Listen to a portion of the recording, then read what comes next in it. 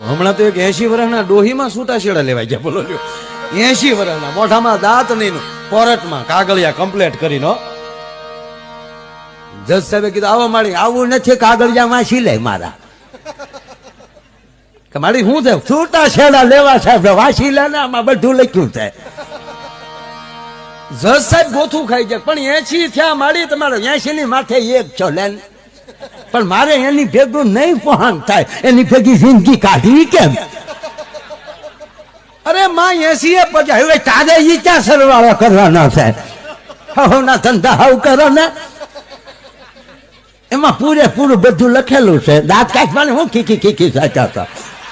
80 વર્ષની ડોહીઓ છૂટા છેડા લેવા તમને દાંત આવે છે? અરે મારી 81 જ્યાં હવે કાંઈ બાકી જે બાકી વધ્યું હોય એ હખે રહેવું છે, એની ભેગું નહીં ફાવે. કે માં તકલીફ શું છે?